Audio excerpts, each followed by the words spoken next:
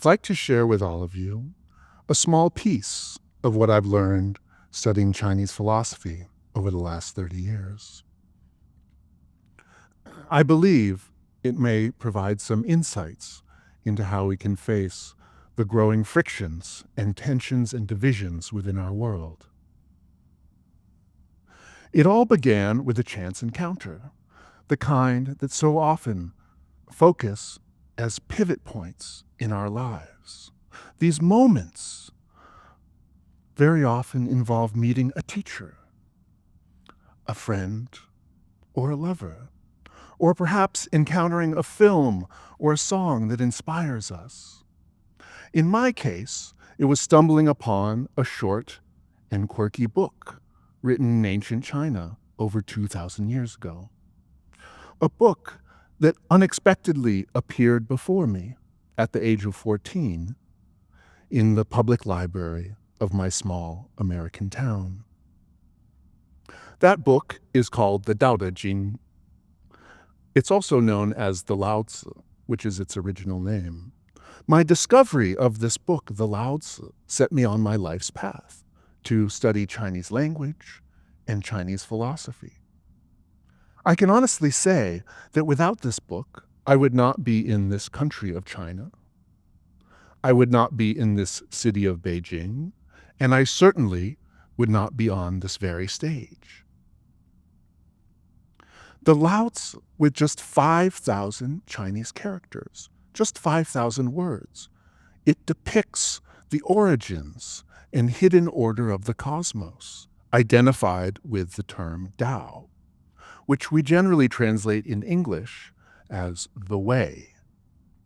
It also describes an ideal state which is governed by a sage, and this sage embodies seemingly paradoxical qualities or principles like non-action and weakness. And it also guides individuals to spontaneously find their place in society and the cosmos. I began my study and investigation of this short Chinese classic to reflect on my own sense of self and my own place in the world. But over the decades, as I began to learn more, I expanded my inquiry to try to understand how other people have appreciated and understood and interpreted this classic in their own way. I'm confident that if every one of you in the audience would take the little bit of time to read this short book, you too would find your own sense of meaning or understanding within it. Part of the magic of the Laozi is it has a kind of openness. It provides a space for us to reflect on ourselves and maybe perhaps discover something new. This quality, among many other qualities, has resulted in the Laozi becoming one of the most translated works in all of human history. According to my research, there's over 2,052 translations in 97 languages. Through researching this work and how it has transformed as it spread around the world, I've come to a more inclusive understanding of the variety of human values. This is because when we look at all these different translations, we find many different perspectives, sometimes radically different viewpoints reflected in the interpretation of this text. Now, because of this, the Laozi has become a shared point of contact between different kinds of people who we might normally consider as fundamentally at odds. The Laozi text itself also reminds us that when everyone knows goodness as goodness, this is actually bad. This means that if we claim there is only one right way for all people, in all places, in all time, this itself can cause its own kind of harm. Now, today I'd like to share with all of you two extreme views that are represented in two different translations of the Laozi. And before my study, I would have considered and judged both of these as completely unworthy of my consideration. The first is fascism, and the second is anarchism. I do not endorse either of these radical perspectives, but through the lens of the Laozi, I at least am able to appreciate the human experiences and perspectives that underlie both of them. Let's take, for example, the fascist Laozi.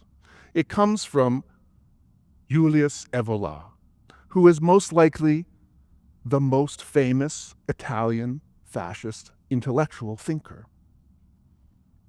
Though Evola said he was not a fascist, he was a super fascist. So this super fascist was interested in this Chinese classic. And he did not only translate the Laozi one time, but actually two times. First in 1923, and then in 1959. And Evola, this super fascist, he saw in the Laozi an inspiration for and his own fascism, his own fascist perspective. For example, he understood the Laozi to describe history as a process of decline. And because the humanity was going through a process of decline, we ideally should return to an earlier way of life. And of course, this fit very well with his own fascist perspective, which was radically anti-modern. He rejected the idea that modernity was some kind of improvement for humanity, and he was especially critical of the idea of equality. Related to this, in the Laozi, he saw a cosmic hierarchy that emerged from this Tao, and this cosmic order should ideally be reflected in human society. And thus, we need to elevate a superior person to rule and govern over others. In the language of the Laozi, this person is the sage, in Chinese, shengren. Evola translates it into Italian as superuomo, which is the Italian equivalent of the German Übermensch, which means the superhuman. So this superhuman, from Evola's perspective, understands this Tao, has a realization of the order of the universe, and therefore is radically different and radically superior to us common ignorant folk. If we look at history and the different fascist leaders, they were certainly not sages or superhumans, and in fact were very often quite incompetent in the art of governance. However, Evola's desire and impulse to find order in the cosmos, and especially to hope that leaders are better than us, wiser than us, is a profoundly human one. On the other side of the world, in Japan, and on the other side of the political spectrum, we find an anarchist translation of the Laozi, translated by Yamaga Taiji in 1939. Yamaga was a radical anarchist who criticized the Japanese government for its militarization, for its imperial wars of expansion in the 1930s and 40s. And as a result of this criticism, he eventually was imprisoned. While in prison, he found a book, the Laozi. And as he read it, he reflected and said, aha, I have found an ancient Asian form of anarchism. And this strengthened his resolve to spread that perspective in his native Japan. So what did Yamaga find in the Laozi that he saw as anarchism? He focused on a part of the text where there is a critique of government controls like prohibitions and laws, which are presented as actually leading to conflict and chaos instead of order. And the text goes on to say, people should actually just be allowed to transform themselves. So instead of a cosmic hierarchy, Yamaga finds in the Laozi a diffusion of power to all individual people. While anarchism and its goals of an unstructured, unregulated, and ungoverned society may ultimately be unrealistic, again, this desire for independence, for self-determination, is also a deeply human one.